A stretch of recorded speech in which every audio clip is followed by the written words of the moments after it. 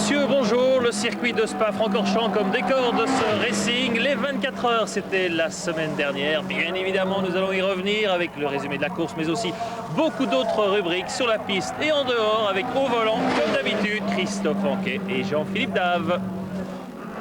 Samedi 16h, c'est parti pour un double tour d'horloge pour les équipages engagés dans ces 24 heures de Francorchamps. Dès le feu vert, l'Opel Vectra de Thibaut Cudini et Van de Poel grille la politesse au BMW qui monopolisait la première ligne.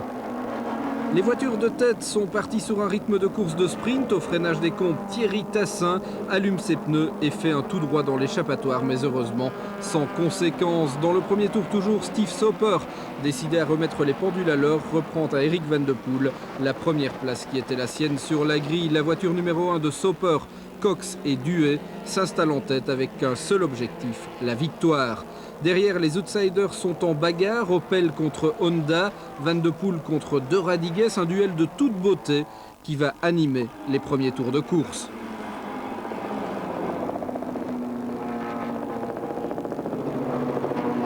Thierry Tassin, quant à lui, entame une superbe remontée et boucle son premier relais en 3e position. Les premiers ravitaillements se passent sans encombre, les nouvelles normes de sécurité semblent tout à fait efficaces. Il y a un an à la même heure, tout le monde avait tremblé après l'incendie de la voiture de Thierry Tassin. Cette année, aucun incident du genre n'est venu perturber ces 24 heures. Steve Soper rentre en tête, il repart toujours en tête. Derrière, la BMW numéro 2 est déjà remontée en 2e position. À cet instant, on comprend que la victoire, sauf incident mécanique, se jouera entre les deux Bavaroises de Duet et Tassin.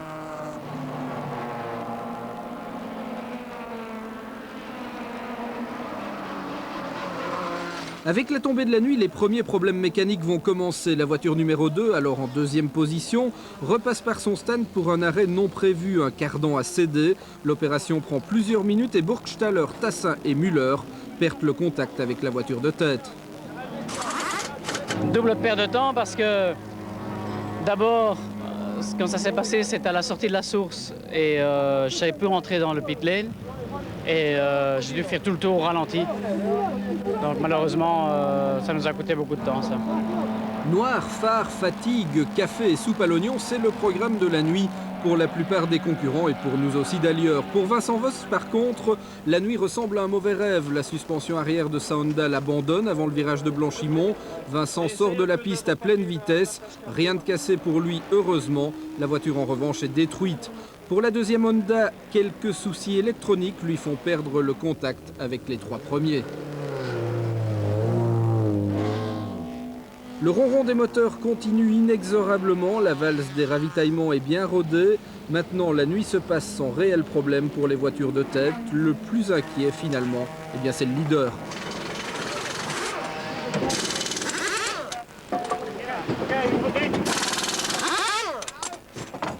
Oui, mais c'est un peu tôt. J'ai un pressentiment, enfin, j'aime pas d'être en tête si tôt. Ça va trop bien pour l'instant, c'est pas normal. Mais tant mieux, quelque part, on en profite quand même. Les deux BMW sont solidement installés en tête. Juste derrière viennent l'Opel Vectra, la Honda Accord restante, et la BMW Division 2 de Didier Defourny. Un Defourny sûr de sa mécanique qui, doucement, après le stade de la mi-course, envisage un podium.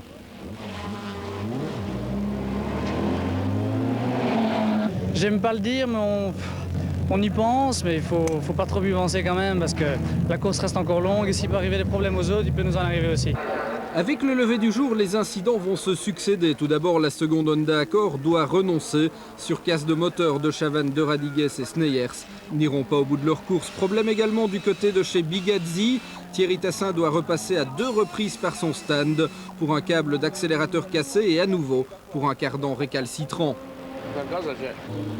Chez Opel, rien ne va plus, on change le train arrière, puis la boîte. À cet instant, le team Opel Belgique chute en 4e position, mais la voiture roule bien jusqu'à la casse définitive du moteur. Rideau.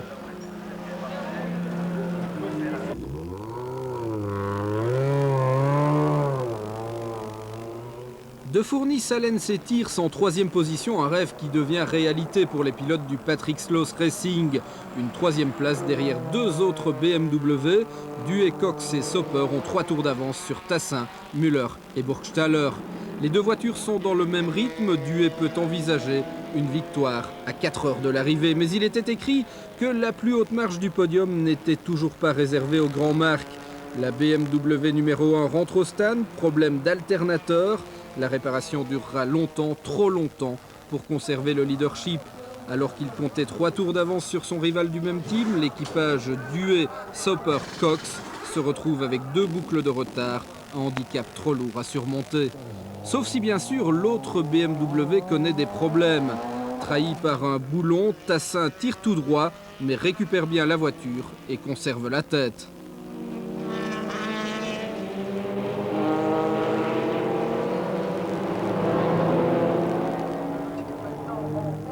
La pièce est jouée, tout est prêt pour l'épilogue. Les acteurs se regroupent pour saluer le public qui les ovationne comme leur triomphe le mérite. 4 BMW roue dans roue, un tour d'honneur avant même le drapeau à damier. Succès total pour le team Bigazzi avec Tassin, Müller et Burgstaller sur la plus haute marche du podium, devant Duet, Sauber et Cox, et la BMW Division 2 de De Fourny, Salens et Thiers qui décroche une superbe 3e place.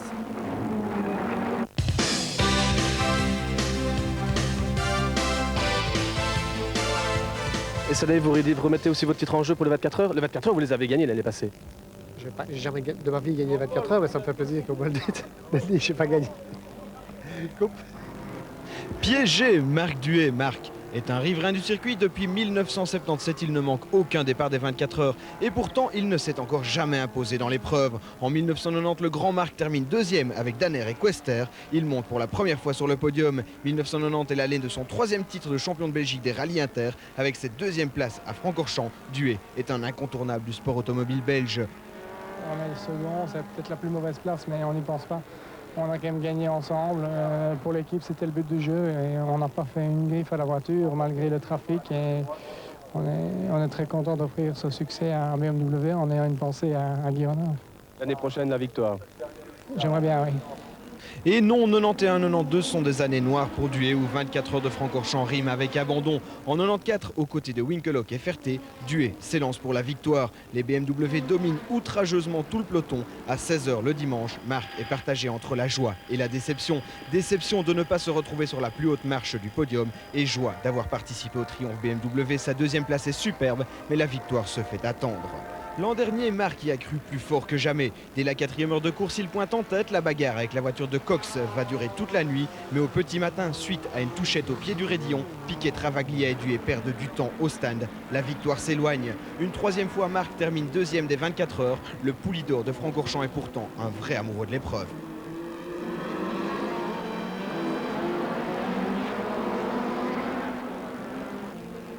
Et pourtant, cette épreuve qu'il aime tant le trahit une nouvelle fois cette année. Un alternateur récalcitrant et le rêve de victoire du grand Marc s'envole une nouvelle fois.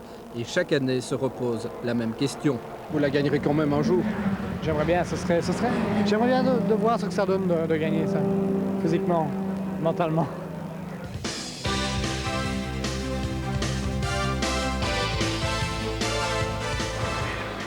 Depuis dimanche 16 h, Thierry Tassin a ajouté un bouquet à sa collection, lui qui a connu très tôt le privilège de la victoire. En 1983, il remporte ses premières 24 heures de Francorchamps.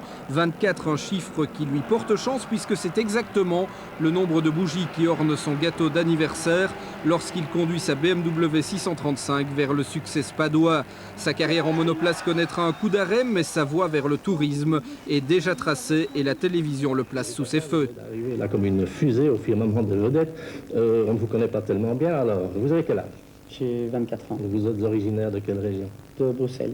Vous avez toujours pratiqué le sport automobile ou depuis quand êtes-vous vraiment passionné pour ce genre de choses? Disons que j'étais passionné parce que à 5 ans, je faisais déjà du karting chez mon grand-père et puis j'étais très passionné par les sports mécaniques. 1986, l'année des contrastes pour Thierry. Il se casse le bras lors d'un accident en Formule 3000. Double conséquence, son rêve d'accession à la catégorie reine s'évanouit et puis il doit s'aligner aux 24 heures avec une fracture pas encore réduite. Et là, Tassin puise dans les ressources que seuls les grands champions possèdent pour s'imposer une 2e fois dans le double tour d'horloge spadois. Jamais 203, vérification par l'image et par la victoire. Nous sommes en 1994. Associé à Ravaglia et Burgstaller, Tassin atteint le sommet de son art dans une édition entièrement dominée par les 4 BMW des teams Bigazzi et Schnitzer. Thierry Tassin offre le succès au préparateur allemand, tandis qu'il range un nouveau trophée dans sa vitrine aux souvenirs. En 1996, cette année, Tassin s'aligne pour gagner. Il dispose d'un matériel fiable au sein d'un team parfaitement rodé. Une nouvelle fois, il privera son équipier Procar d'une victoire aux 24 heures, égalant du même coup le record de Jean-Michel Martin. Ça fait très plaisir de gagner 4 fois parce que c'est très difficile d'y arriver et il faut réunir tellement de choses. Et je veux dire, regardez le pauvre Marc, ça fait longtemps qu'il cherche après une victoire, donc ça fait très plaisir.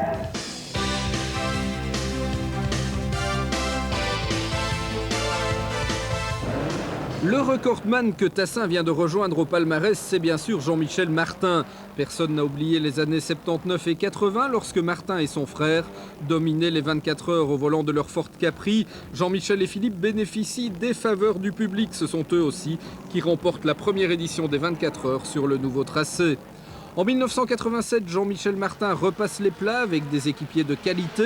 Eric Van de Poel et Didier Thys, il s'impose pour la 3e fois, associant définitivement son nom à celui des 24 heures. Quand sa BMW M3 passe sous le drapeau à damier, il cueille de nouveaux lauriers aussi mérités qu'espérés. On a pris la tête il y a seulement 2 heures, quelque chose comme ça. Et je veux dire qu'on a cravaché ferme toute la nuit. Et malgré les conditions épouvantables qu'on a ici, on y a toujours cru. Et on n'a jamais baissé le rythme.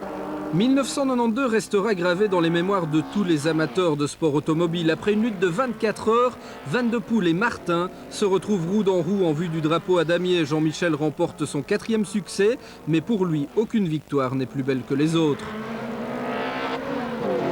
Je pense qu'à la fois les victoires avec mon frère, il y a maintenant quelques années déjà, avec les Ford Capri. C'était quand même des grands moments parce qu'à l'époque on était parmi les plus jeunes pilotes et puis pouvoir remporter l'épreuve c'était quand même une grande chose. Et puis j'aime bien aussi la victoire que j'ai eue avec Eric Van de Poel et Didier Thys, puisqu'on était le seul équipage belge à l'époque dans les voitures de pointe. Et alors la dernière victoire qui était avec Steve Soper et Christian Danner, qui était un peu une victoire surprise parce qu'on l'a remporté vraiment dans le dernier tour là.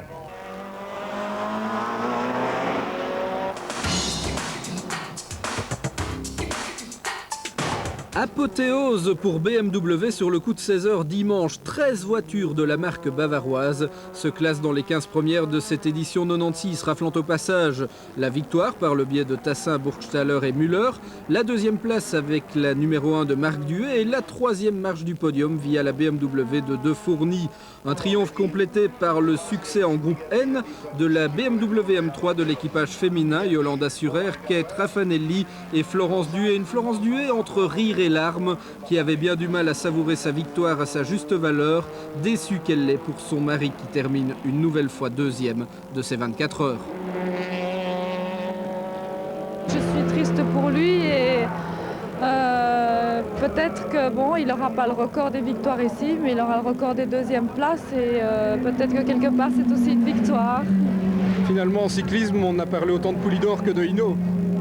Oui, et en automobile, ce sera Duhet, mais il ne faut pas enterrer la hache de guerre. On y remettra ça et un jour, ça passera. C'est le meilleur résultat de sa carrière. Didier De Fourny, profitant, il est vrai, des abandons en série dans le groupe 1, se classe 3e du général et 1er de sa catégorie, un résultat qui valait d'être épinglé.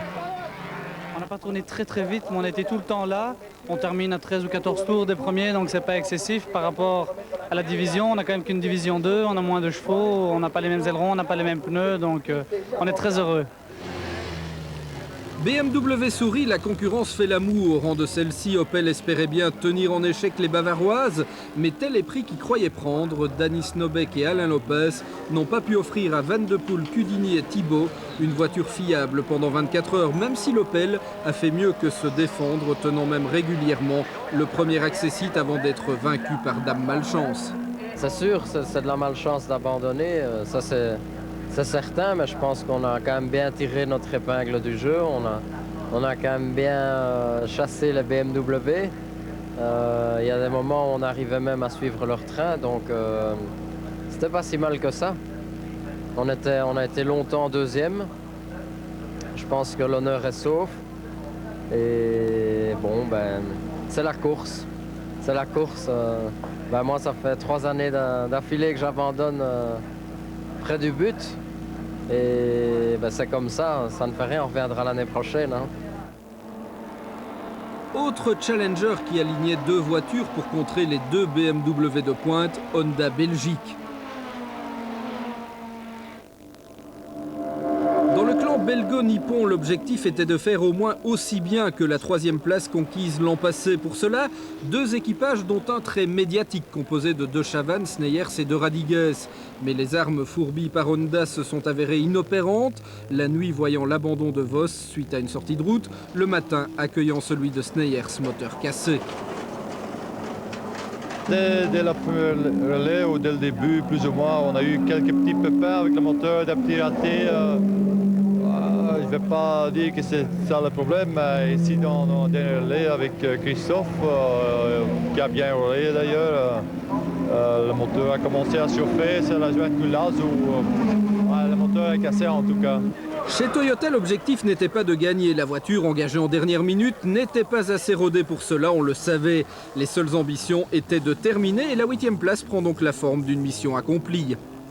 Tout le monde était vraiment content qu'on soit 4e ce matin. Malheureusement, on a encore eu un petit problème technique qui nous a replacé à la 9e place. Enfin, ça, c'est peut-être un peu démoralisant, mais je crois que dans l'ensemble, on a fait une belle course et on s'est bien amusé. On a prouvé que la voiture était performante et qu'on était dans le coup quand même. Au rayon des satisfactions de ces 24 heures édition 96, le Challenge Ecotech, réservé aux moteurs diesel, 5 voitures engagées, 2 Golf, une Audi, une BMW et une Peugeot. Au total, un plateau intéressant pour une catégorie remportée par Jean-François Emroul sur Golf. Le Challenge Ecotech, une belle initiative qui a de l'avenir selon l'un de nos pilotes les plus cotés et les plus sympas. Les constructeurs sont en train de développer de plus en plus le diesel et le meilleur développement qu'on peut faire, c'est la course automobile. Et dans 20 ans, on dira le premier qui a fait une course en turbo diesel, c'est le 22 et je suis sûr que la moitié du plateau sera en turbo diesel. Reste une coupe à distribuer et un équipage à mettre en évidence, celui de l'Opel Astra, vainqueur du groupe 4, Meyers, Olivier et Beutard, tout surpris de ce qui leur arrive. Pour une première, c'est sensationnel. C'est absolument, je dirais, c'est une chose que je pouvais espérer. Il faut dire que notre coéquipier a fait un boulot exceptionnel parce qu'il a donc à la fin, il a gagné 2 places en cravachant vraiment d'une façon incroyable. Pour finir, champagne et clin d'œil à Vanina X qui, avec Tilkarts et Jupsin, se classe 2e de sa catégorie et engrange une série de souvenirs.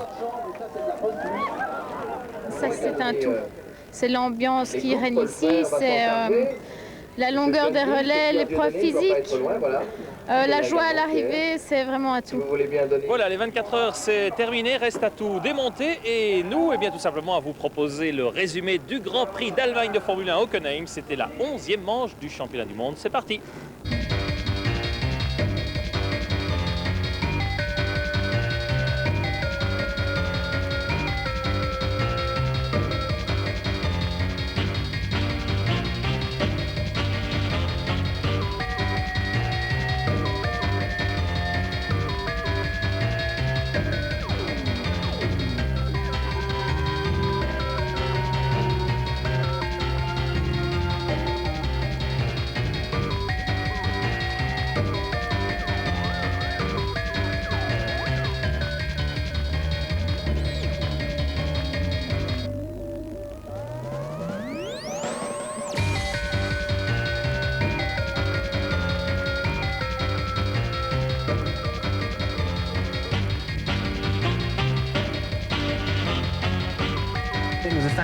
Ce fut une course fantastique.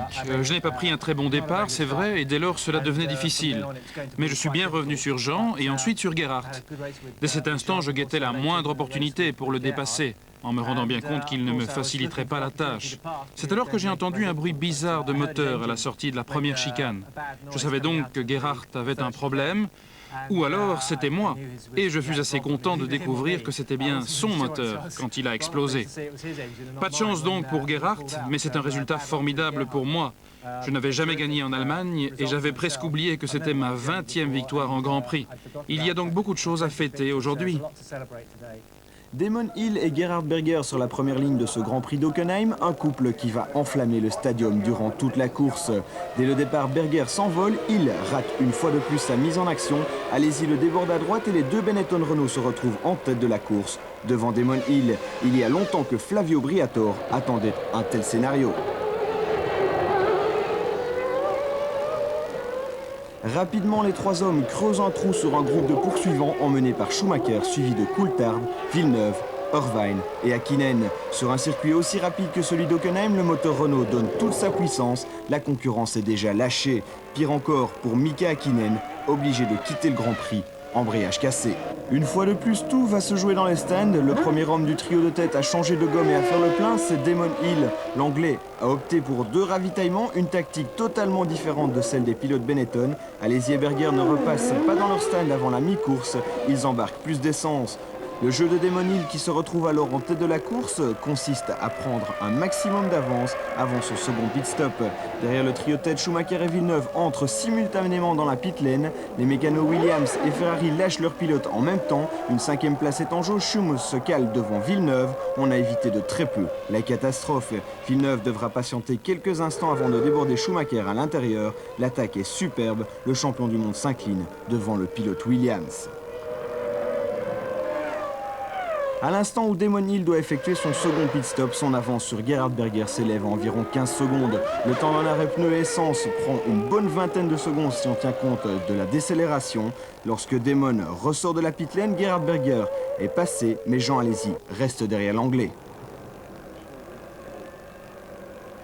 Avec des pneus frais, la Williams va fondre sur la Benetton, mais Berger, en vieux briscard de la F1, n'est pas vraiment décidé à offrir la victoire si facilement à Damon Hill. Il reste 10 tours à couvrir avant le drapeau à damier. Le duel entre Gerhardt et Damon est superbe. L'Anglais attaque à gauche, à droite, rien n'y fait. Gerhardt ferme justement la porte. Damon ne passera pas.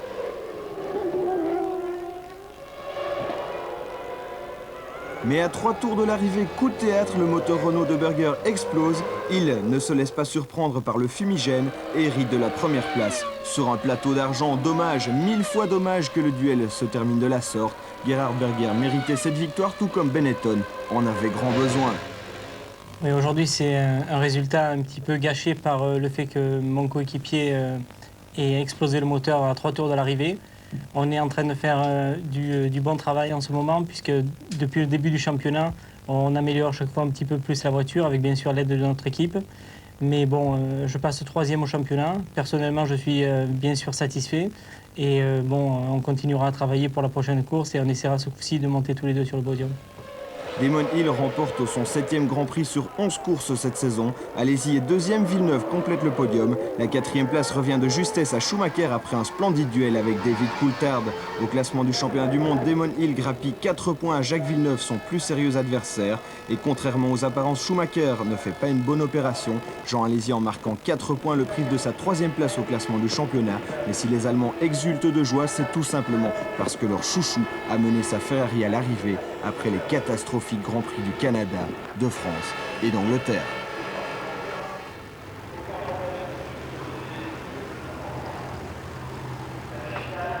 Voilà, et bien nous arrivons au terme de notre émission Racing. Moi je rentre chez moi, excellente soirée à vous et puis surtout n'oubliez pas la rediffusion et puis rendez-vous bien évidemment dans Racing la semaine prochaine. Au revoir, merci.